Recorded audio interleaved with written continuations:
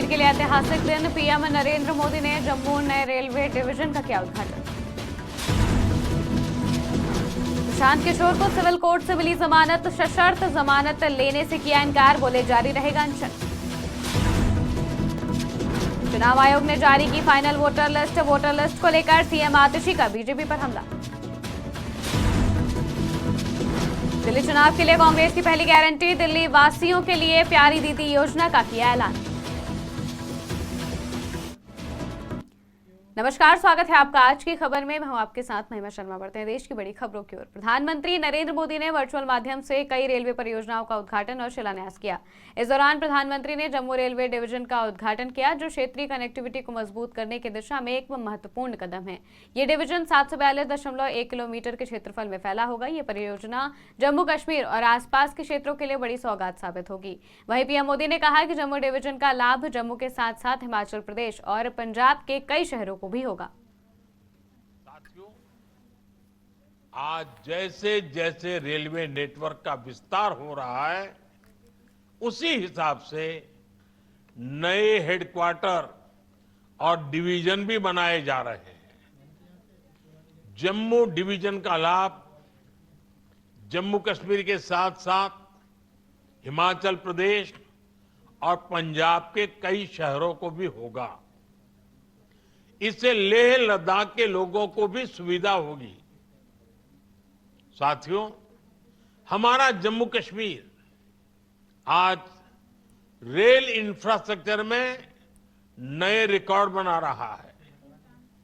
Udhampur Srinagar Baramulla rail line, इसकी चर्चा आज पूरे देश में है।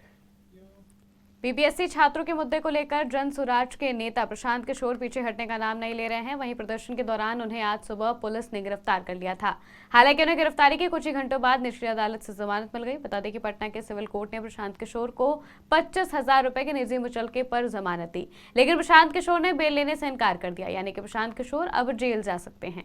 प्रशांत किशोर ने कहा कि अगर युवाओं के साथ हो रहे अन्याय के खिलाफ आवाज उठाना गुनाह है तो उन्हें जेल जाना मंजूर है। ऐसे में अब प्रशांत किशोर का आमरण अनशन जेल में जारी रहेगा।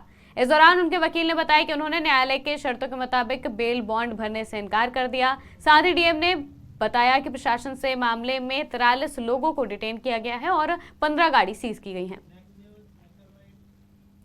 दिल्ली में 70 विधानसभा सीटों के लिए फरवरी में चुनाव होने हैं। इसे लेकर चुनाव आयोग ने फाइनल वोटर लिस्ट जारी कर दी है। इस लिस्ट के अनुसार इस बार दिल्ली विधानसभा चुनाव में 1,55,00,000 से ज्यादा वोटर्स हैं, जो अपने मताधिकार का प्रयोग करेंगे, जिसको लेकर दिल्ली के सीएम आतिशी ने कई सवाल उठाए हैं। आतिशी का कहना है कि लिस्ट में गलत तरीके से वोटर जोड़े गए हैं, वोट के अधिकार का घोटाला हुआ है। इस मामले की तुरंत जांच होनी चाहिए।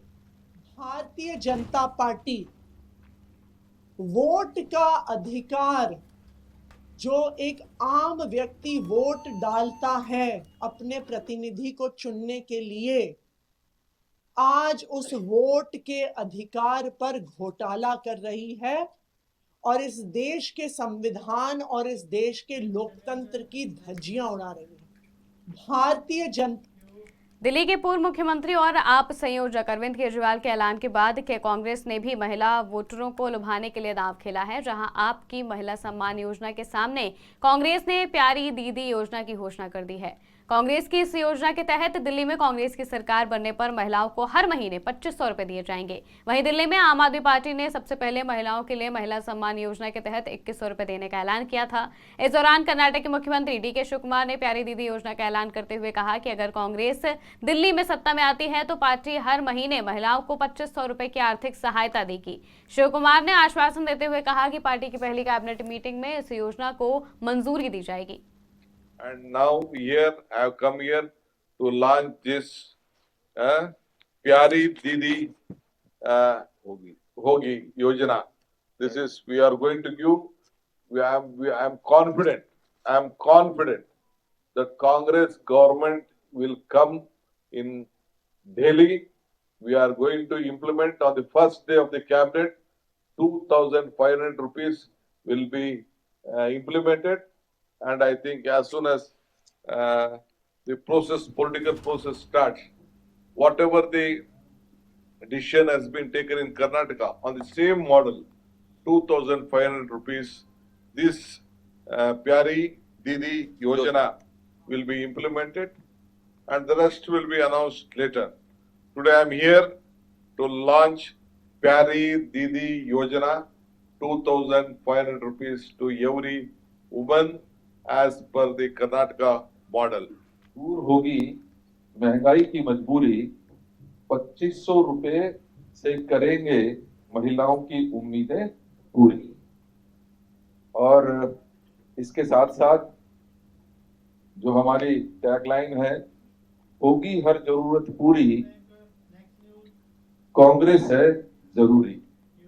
छत्तीसगढ़ में बीजापुर के पत्रकार मुकेश चंद्राकर की हत्या के बाद से फरार चल रहे ठेकेदार सुरेश चंद्राकर को एसआईटी की टीम ने हैदराबाद से गिरफ्तार किया है, जिसे बीजापुर लाया जा रहा है, जहां आगे की कार्रवाई की जाएगी। वहीं दूसरी तरफ पुलिस ने सुरेश की पत्नी को कांकेर जिले से गिरफ्तार किया। पत्रकार मुकेश चंद्राकर की हत्या में शामिल बाकी 3 आरोपी पहले ही गिरफ्तार कर जेल भेजे जा चुके हैं। साथ ही पुलिस ने सुरेश चंद्राकर के कुछ बैंक अकाउंट को सीज किया है। वहीं प्रशासन ने सुरेश चंद्राकर द्वारा सरकारी जमीन पर अवैध रूप से कंस्ट्रक्शन डंपिंग यार्ड बना रखा था, उसे भी प्रशासन ने जेसीबी से चलाकर हटा दिया। एसआईटी टीम के द्वारा पत्रकार साथी मुकेश चंद्राकर के हत्या की घटना में शामिल फरार आरोपी सुरेश चंद्राकर की देर रात हैदराबाद में हिरासत में लिया गया। साथ ही साथ इस प्रकरण में अब तक सुरेश चंद्राकर के अलावा 3 आरोपियों की गिरफ्तारी पहले ही की जा चुकी है, जिसमें रितेश चंद्राकर, दिनेश चंद्राकर एवं महेंद्र रामटेके शामिल हैं। साथ ही साथ मामले में विस्तृत पूछताछ की जा रही है। एसआईटी चीन में एचएमपीवी वायरस तेजी से फैल रहा है। बता दें कि चीन वाले एचएमपीवी वायरस ने अब इंडिया में दस्तक दे दी है। भारत में एक साथ एचएमपीवी के 4 केस मिले हैं, जिसमें से दो बच्चों में एचएमपीवी की पुष्टि की गई है। एचएमपीवी के इन दोनों केस के मिलने से हड़कंप मच गया है, जहां पहला केस बेंगलुरु के एक प्राइवेट हॉस्पिटल में 8 महीने के बच्चे को सामने आया है। हालांकि बच्चे की कोई ट्रैवल हिस्ट्री नहीं है, यानी कि वो चीन या फिर कहीं और भी नहीं गया था। हॉस्पिटल के लैब में हुई जांच में बच्चे के शरीर में एचएमपीवी वायरस की पुष्टि हुई है। वहीं 3 महीने के बच्चे में भी इसकी पुष्टि की गई, जिसकी जानकारी कर्नाटक स्वास्थ्य विभाग ने केंद्र सरकार को दी। बांग्लादेश के आईसीटी ने एक बार फिर पूर्व प्रधानमंत्री शेख हसीना के खिलाफ गिरफ्तारी वारंट जारी किया है। न्यायमूर्ति की अध्यक्षता वाले न्यायाधिकरण ने ये वारंट हसीना के साथ रक्षा सलाहकार, पूर्व आईजीपी और 10 अन्य के खिलाफ जबरन गायब करने और न्यायतर हत्याओं के आरोप में जारी किया है। वहीं न्यायाधिकरण ने अधिकारियों को 12 फरवरी से पहले हसीना समेत अन्य को गिरफ्तार कर पेश करने के लिए भी कहा है। देश की बड़ी खबरों में फिलहाल इतना ही। देश और दुनिया की तमाम खबरों के लिए देखते रहिए आज की खबर।